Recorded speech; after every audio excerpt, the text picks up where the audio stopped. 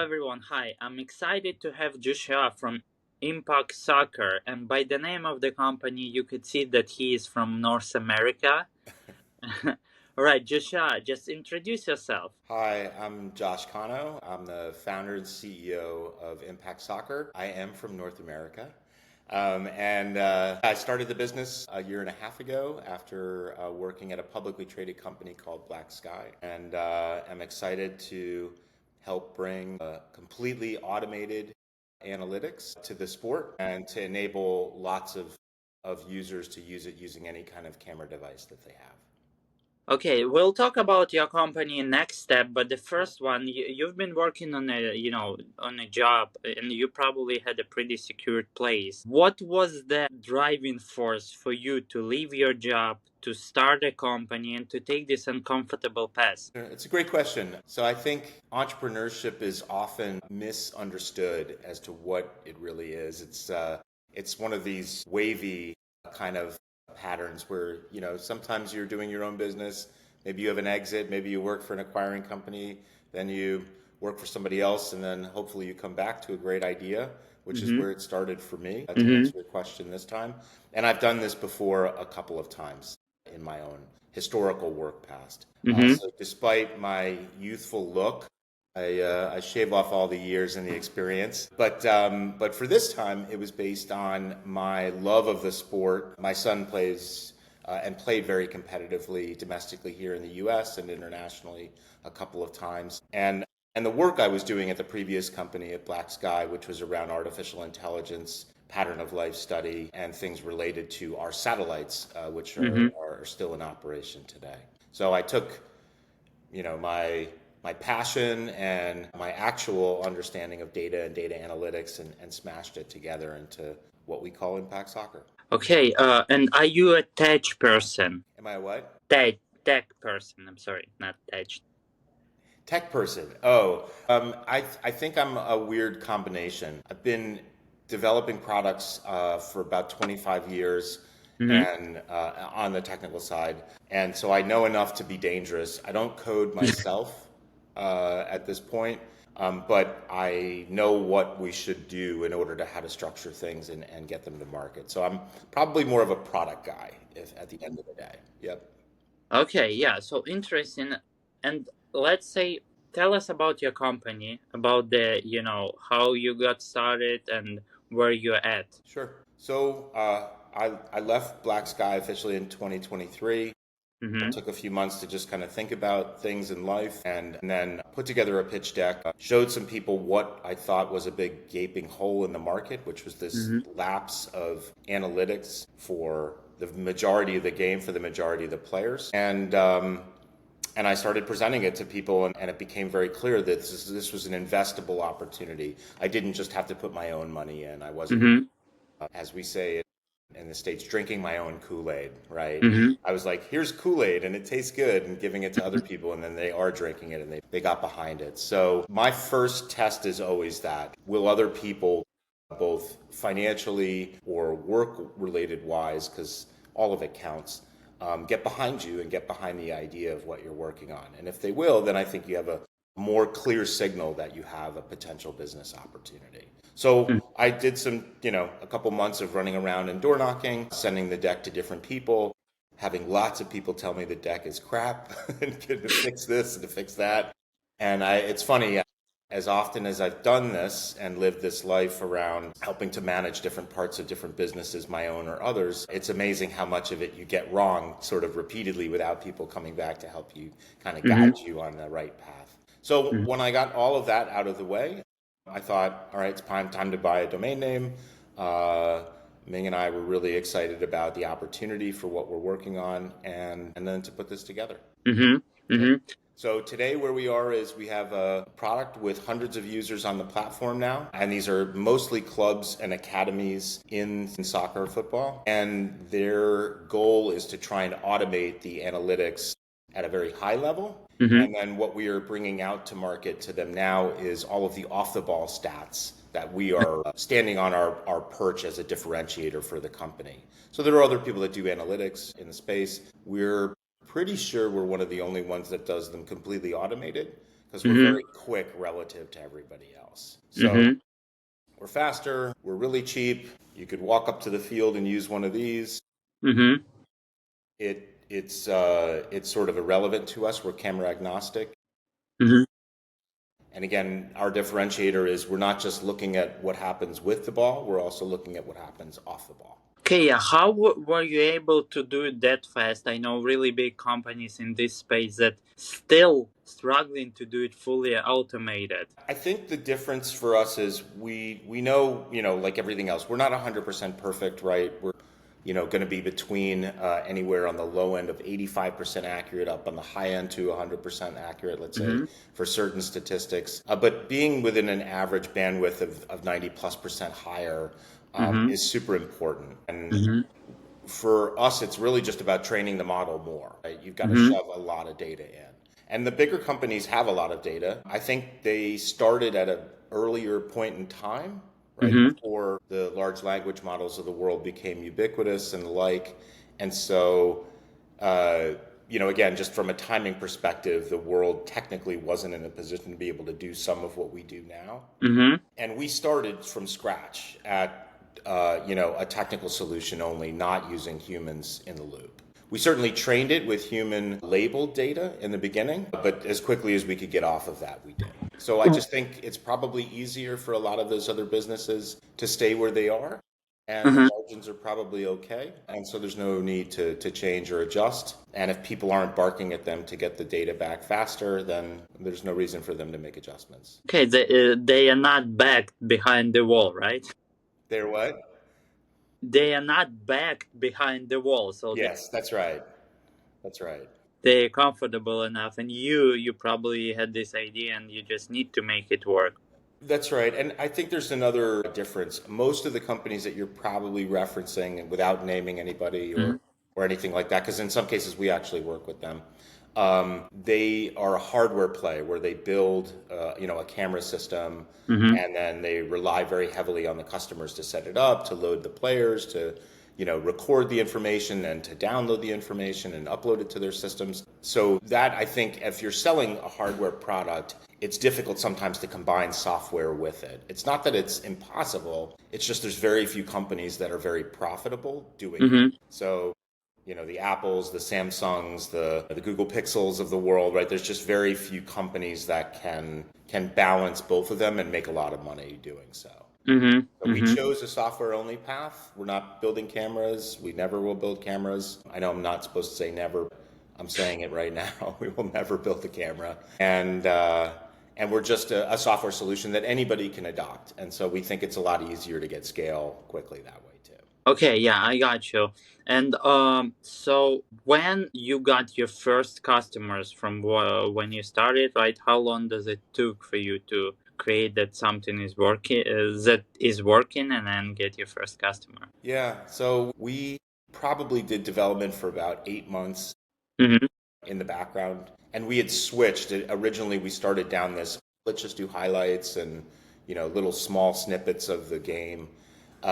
It became clear that so much of the matches were not being analyzed that we needed to do the whole game. So Mm-hmm. we kind of took our MVP, trashed it, but we learned a lot from it in that kind of 8 month window, and then built an entirely new platform, and one that now isn't residing on lots of little clouds in different places, but through Amazon, and it makes it easier to do integrations and things like that. So it took us about 8 months, and then we got our first set of trial customers in for the next 3 months, and we Mm-hmm. basically of course give the product away, let them test it, use it, have them give us feedback on what's great, what they like, what they don't like, and then we refine this down to this single step. It also became clear to us that coaches and clubs and academies, the players, agents, recruiters, whoever, they just don't have the time to do a lot of this right now. And so if Mm-hmm. we could make the onboarding for them really simple, that also helped with getting more customers in the door initially. By onboarding them more simple, do you mean them using your platform in the simplest possible way? That's right. So we now have a way to onboard everybody where we give them a free match to start off Mm-hmm. with. And they literally have one step. So there's no sales cycle, if you will.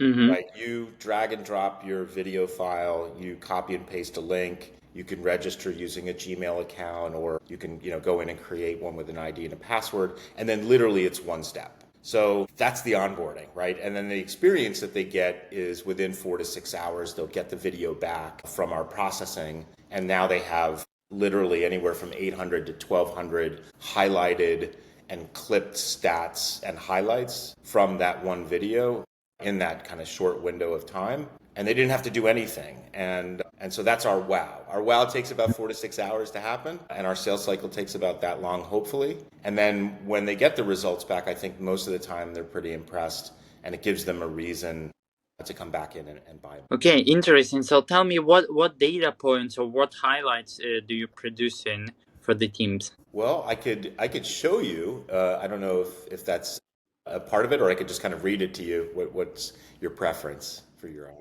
Yeah, it would be better to read because I'm not sure if Sure. everyone will be watching it.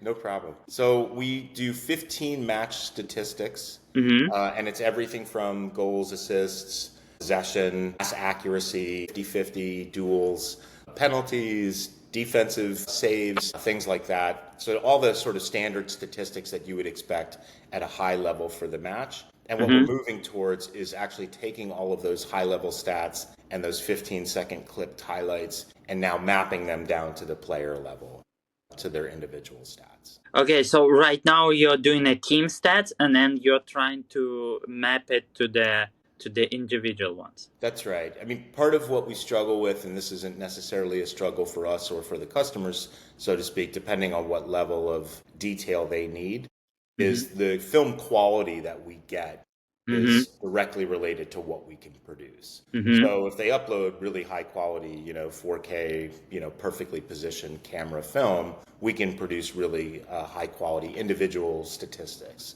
If we're looking at something that's 1080p, which is still high def, but not really great, it's very difficult to use technology to pick out the number of the player and to match that information automatically. Yeah. Okay, what are the tough? You mentioned that this is a challenging part. What are the toughest parts, like problems in terms of developing your technology you facing right now? I think the most difficult part of, or the biggest challenge that we have, and this is again not meant to be anything other than educational, is for our customers, right? They're on the field, carrying a bag of balls. They've got a plan of attack for what they want to execute on, and they just don't have the time or the bandwidth to come in and edit film. Mm-hmm. And so that I think is the maybe somewhere of the disconnect is literally in a functional role. We want to try and get them educated as quickly as possible. Hey, don't waste your time editing film. Let our software do the heavy lifting for you. And you can go back to coaching, you can go back to educating the players, you can go back to recruiting and being an agent or being a club owner Mm-hmm. and spending your money and your time on other things other than this. So I think that's probably been the biggest challenge on the software side. I don't know if I answered your question properly, but Yeah, so this is probably the challenge, like you said, on the software side, like getting customers on board. But let's say in terms of developing the technology, can you highlight us some, parts that are really hard? Like, for example, to teach AI to get the data from bad quality videos. This is one. yeah, so it's certainly that, like literally the one that you just mentioned is part of it, and it's brute force. Right now, we just have to shove a lot more in. So that means we need more customers in order to get Mm-hmm. it. Excuse me. I think the other area is because we're in a computer vision part Mm-hmm. of the world and not necessarily like a large language model. It's not like we can take a ChatGPT wrapper and just throw it at the problem and wipe our hands and walk away and solved. It doesn't work like that. So for visual analytics, there's still a ton of labeling, a ton of teaching, and even a ton of ignoring certain aspects. Mm-hmm. So I'll give you a quick one, right? Like teaching it to just draw a line around the polygon of the field to start with. Every Mm-hmm. time we get a new film, technically it's at a slightly, different depth Mm-hmm. because somebody has set up the camera, right? Mm-hmm.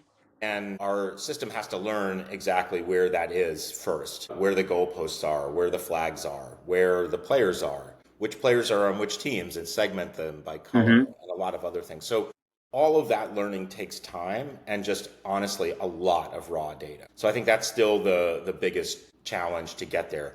You don't want to produce a product that's less than 85 to 95% accurate, Yeah. because people will find the one detail and say, well, you missed that assist, or you missed that, that shot, or the ball hit the post and went off the player, and how come you didn't catch it? And it's like, well, okay, we haven't trained enough models yet to catch every particular nuance that could happen in the game. And so some Hmm. of it too is also just getting people to realize, like, yeah, it's not going to be 100%, maybe ever, but if we can get it to 99.99, like that's, obviously that's the goal. Okay, so increasing the quality of the model step by Sure. step, is this is the goal? All right. And if you mention goals, what are the next steps you see your company developing? What are the goals, future goals? Yeah, I think the future goals for us, and maybe just let me just go back and answer a little bit more on that one part. Mm-hmm. It's not just about getting it to be more accurate and the like, it's also getting it to be something reliable that is cheap. Mm-hmm. So right now you're talking about a lot of data that has to get sent into, to AWS in our case, in order to process this information. And it's video file. It's a very expensive file to go through. You're not talking about text. Mm-hmm. So the amount of data that's actually going into a system like that, even though Amazon can handle everything we can throw at them, is not cheap to process. And that may be also another reason some of the other video camera companies haven't. Anyway, so that's I'm sorry, that's just another challenge I wanted to mention Mm-hmm. before going to your next question. Yeah, so yeah, just to conclude on that. So basically, because the videos is a huge file, right? Every video is a huge file. It takes a lot of cost to actually produce data, to take it, work through it, and then give the output. Yeah, and you'd be surprised at the level of clubs, even at the Mhm. professional level, very professional level, that are not doing this. They're still doing it by hand. Okay. And is it because of the cost, or why do you think they still doing I manual? think so. I think it's cost, it's knowledge, and the other reality is they're not in data science, right? Like they play soccer, or Yeah. they play the beautiful game, and frankly, they should do that, right? Like that's what they're good at. We're not sitting on the shelf of being experts, expert players, for example, or running a club. So we're Mhm. just there to help on the technical side with a video. That's what we do. Okay, yeah. So with the goals, let's get back to your goals. So one of the goals you said, improving just the quality of data you produce. Yep. Probably the second goal, like we mentioned, is to decrease the cost somehow, right? And then Yep. like the future strategic goals of the company. How do you see the future? Sure. Without spilling all of the surprise, we're going to be moving to a live model. So instead of doing just after the game and after post Wow. processing, yeah, we'll have a live version that will put out live data. Hmm. And again, because our goal is to go after a wider audience than, let's say, the super high level premier clubs, it's something that we can bring to a much bigger audience that we're Hmm. excited about. So we'll have some live statistics that will be rolling on the side of the film with a slight couple second delay, depending on how quickly it gets to, our hosting services and back and running through our models. And we have more than one model. We're not just using one. We're using several, and several that we created. Hmm. So that's certainly a goal. And then I think ultimately too, it's about prediction, right? Everybody wants to know the future before it happens. That's what the magic of AI, I think, also portends to give folks. And we know that stats like expected goals, expected shots, fouls, and things like that are very, very interesting to lots of different parties, not just the clubs and the academies, but other as well. Okay, yeah. So basically, live models, predictions, and by doing live, right, you could reach more customers than just the clubs, like media and a lot of things, right? Yep. Well said. You're already in the pitch deck. Congratulations. Okay, let me ask you a couple blitz questions at the end. I'm interested to know a couple things like on your personal side. So first of all, Sure. who is your? I mean, let's say it like that. What is your favorite sport? Wow, it's a hard one not to answer with this, but I do love soccer slash football. It's my favorite sport. And Okay, I did not play it nearly as competitively as my son did. He was much better than myself. okay, soccer. Then who is your favorite player? Wow, that's a tough one. I have favorite players for different reasons.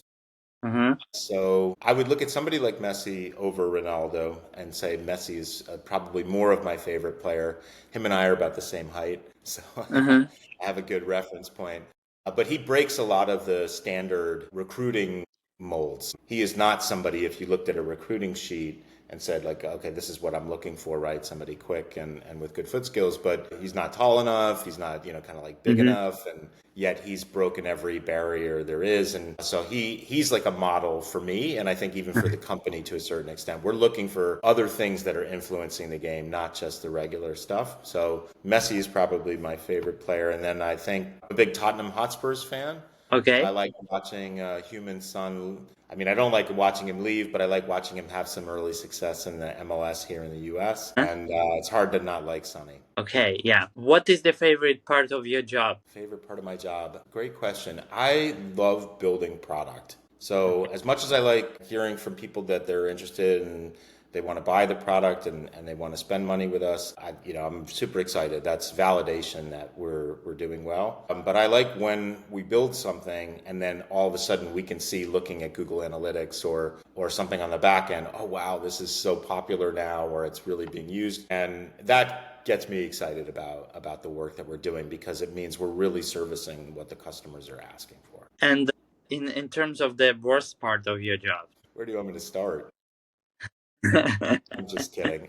I think there's difficult parts of all of it. I mean, people often glorify, I think for CEOs in particular, they glorify the idea of raising money and going to Silicon Valley and running around. And I've done that a number of times in a number of different businesses, both my own and others. But I think that the hardest part of that is it's always a waiting game, right? For somebody to finally say yes. Okay, great, I'll Hmm. invest it, and it can just be very nerve wracking over time. I mean, I joke with everybody that I look like this for a reason because I've lost all my hair, Uh-huh. and I would say I don't know if it's like the worst part. Maybe that's the wrong descriptor. It's just maybe the hardest part of some of what I do because we're still building a business. We're still, even though we have sales, we're still convincing people that we're a player in the market and that we're here to stay. And it's tough sometimes when you get a lot of people poking at you going, well, you don't have this and you don't have that and you don't have these other Uh-huh. things.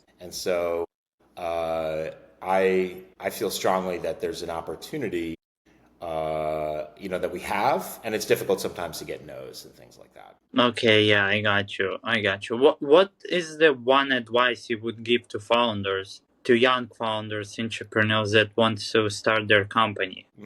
Yeah, I think the first thing I would stress is do the hard part in the beginning, right? Go walk around to people, get them to tell you no. Huh? No, it's a terrible idea. No, you're not, I'm not going to give you money. No, you're an idiot for thinking X, Y, and Z. It's just break your assumptions, right? It's really difficult to do that. But if you do that, you'll create kind of a layer of trust both with yourself and with the idea and the concept of what you're going to go forward with. Mm-hmm. So the first thing I would say is, just start socializing it. Don't worry that like you have some secret that nobody's ever seen or heard about before. Honestly, it's a lot of hullabaloo, which is bogus, if you will. So Uh-huh. take your own assumptions and kind of break them first because other people will try to do that. But if you do it in the beginning, before you get started, when you go out into the market to go raise money and to do other things, you'll be ready to answer those kinds of very difficult questions, those no's up front. Okay, and when you're saying about going to the market, raising money, so the first thing, like let's say if you have an idea, right? The first thing you would do is like try to raise money for it, or will you try to go sell it first? It could be both. I mean, actually, it's different at different eras. So you're going to get different answers, maybe not just from me, but from others. So 10 years ago, if you had asked me that question, everybody would say the same thing. Go get scaled. Don't worry about making money. Like literally, Mhm. don't worry about it at all. Just register as many users as humanly possible. When I was running Uppity, which was my first venture-backed startup in 2009 that I started with, exited in 2014, we were backed by people in Silicon Valley and domestically here in the US and a few other places around the world. Everybody said, just go get users. Don't worry about making a profit. We'll give you enough money to run the business. Just get, a million users on the platform or whatever the goals were. And now in a post-COVID higher interest rate after the sort of, like economic changes that have happened kind of globally, nobody cares about the number of users and everybody cares about revenue. Mm-hmm. So it really depends on when you're doing this as much as it depends on what you're trying to do. So I would say to people now, get some validation from customers to at least say, we'll pay for this and here's what we'll pay per month, or here's what we're paying for another service per month now. And in order to switch, we would be willing to spend X, Mm-hmm. and bring that to investors to show them that you've got opportunity, even if you don't have anything or a product yet. Mm-hmm. Mm-hmm. Yeah, gotcha. So make people to pay first. I completely agree, and not only to say, but actually, to pay. Do It. it. Yeah, Yes, to yeah, do yeah, it. yeah. Saying it's easy, doing it is another thing. Yep. Yeah, at the end recently, I'm reading a book right now called The Mom Test from Robin Fitzpatrick. Have you heard about it? No, but please extrapolate. Yeah, I will send it to you, but it's basically about how to handle like potential customer conversations to validate the idea, because everyone would, first of all, you love your idea and you will asking the questions in the way you want to get the answer. Like, you know what I mean? You're attached emotionally to your idea, and you will ask the question so other person should compliment you. You will structure the question this way. Right.